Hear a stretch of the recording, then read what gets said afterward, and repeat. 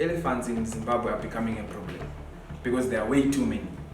Of course, international elephants are now categorized as endangered species, but in Zimbabwe particularly, there are way too many, and they are now destroying other people's villages at home.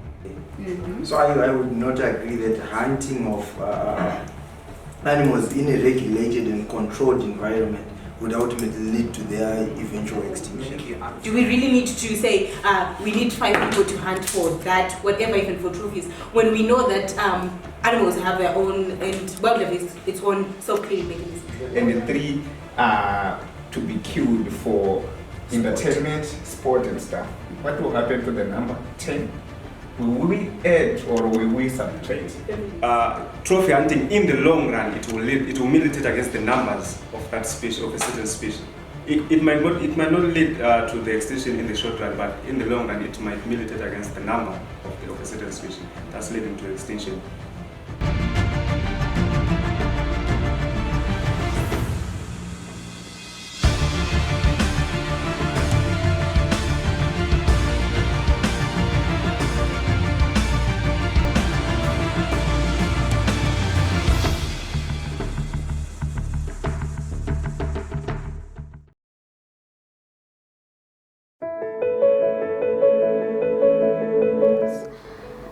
We conducted the workshop that we had with students from the University of Zimbabwe and from Great Zimbabwe University.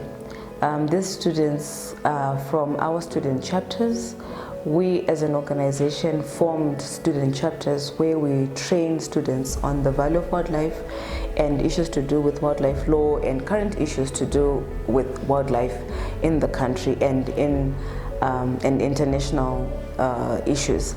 So the workshop was primarily to teach the students on the value of wildlife.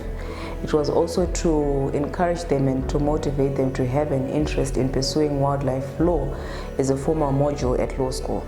So we are fortunate that our organization was afforded the opportunity to offer wildlife law as a formal module at Habitetepo Law School. So we found it prudent to introduce this module to students who are really passionate about protecting wildlife so that they could give us feedback before we formally introduce it at the law school. I'm so happy that the participants were excited and were very informative and gave us feedback on how to improve the module and what to add and what to subtract from the module. The purpose for the 2-day workshop was also to motivate the students to think outside the box. Wildlife law is a new industry but a growing concern internationally. So we felt it is important that after having introduced the academic part, we also introduce the opportunities that are also available after they complete education. So we managed to research and we managed to discuss, and we realized that almost every government department, be it Ministry of Lands, Justice, Environment, Mines, Home Affairs, you name it, all these government departments do need a legal officer or a legal intern who protects or who has their eye or soft spot on wildlife protection or conservation issues. So we also managed to identify the opportunities that exist in the current conservancies that we have in the country, and also the opportunities that are there in the non-governmental organizations that protect wildlife.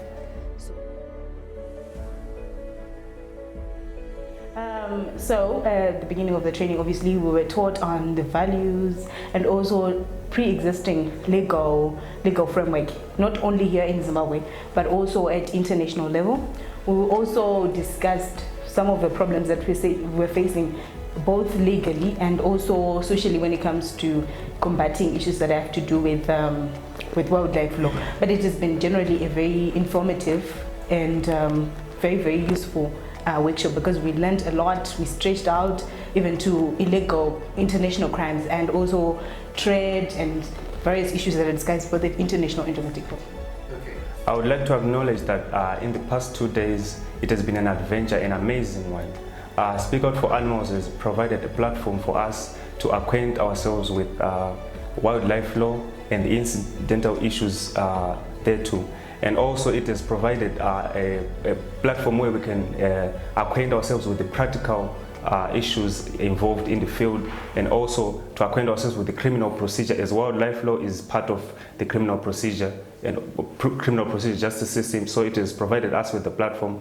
So I would like to advise the students, other students who want to conscientize themselves with animal law and wildlife law, to really get in contact with SOFA and also these kind of pieces of literature to acquaint themselves with animal law.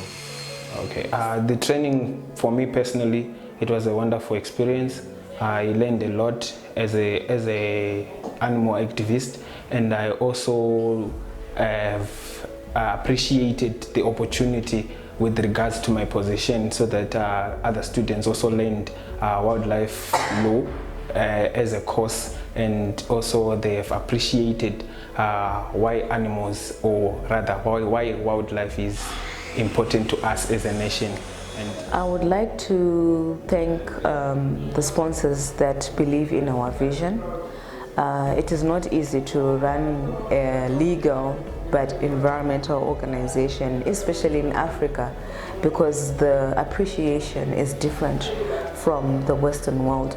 So I really appreciate the support. I really appreciate in particular Center for Animal Law Studies, because they have been very supportive in as far as capacity building of students is concerned ever since 2017, the time when we formed SOFA and when I graduated from Lewis and Clark. I also want to thank in particular Joyce Tischler, who is the mother of animal law. She has always supported us every single month, and it has really helped our operations, especially with the student chapters.